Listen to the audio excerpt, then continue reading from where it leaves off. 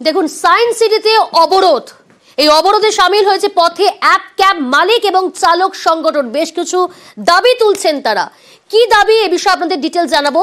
আমার সঙ্গে রয়েছে প্রতিনিধি রৌনক। রৌনক, কি কি দাবি তুলে আজ পথে অ্যাপ ক্যাব মালিক এবং চালক সংগঠন? দেখো, দীর্ঘদিন ধরেই তারা এই দাবি নিয়ে বিভিন্ন সময় মিছিল করেছিলেন। আজকে সায়েন্স সিটি থেকে ম্যাঙ্গালোরে যে পরিবহন দপ্তর তারা মিছিল করছেন এবং যে মূলত দাবি যে তাদের অ্যাপ ক্যাবের ভাড়া বাড়াতে হবে এবং মাস ফ্লাইওভারে যেখানে সেখানে গাড়ি খারাপ হলে যাতে ফাইন না দেয় পুলিশ, সেই বিষয়ে দেখতে হবে। এছাড়া পুলিশি হয়রানি বন্ধ থেকে শুরু করে বিভিন্ন স্টেশন চত্বরে তারা যখন দাঁড়ায় প্যাসেঞ্জার নেওয়ার জন্য, সেখানে নাকি তাদের কাছ থেকে একটা সিন্ডিকেট মারফত টাকা তোলা হয়, সেইগুলো বন্ধ করতে হবে। এরকম 5টি দাবি নিয়ে প্রায় 300 থেকে 400টি অ্যাপ ক্যাব এবং যে বাইক রয়েছে সেই বাইকের সংগঠনের মালিক এবং চালক তারা পথে নেমেছে। ঠিক কিছুক্ষণ আগেই সায়েন্স সিটি মোড়ে কার্যত 10 মিনিটের জন্য তারা অবরোধ করেছিলেন, কারণ এই মিছিলে অনুমতি পুলিশ দিচ্ছিল না।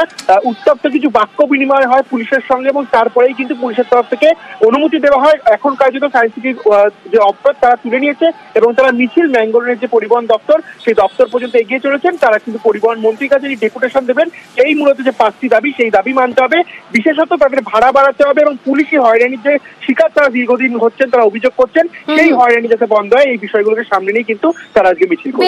বেশ অবরোধ আমরা করতে চাই না, ড্রাইভারদের যন্ত্রণা নিয়ে রাস্তায় মিছিল করতে চাইছি। পুলিশের সমস্যা আছে, বারবার তারা জোর জবরদস্তি পায়। প্রগতি ময়দান থানা অকারণে 10,000 টাকা করে ফাইন করে।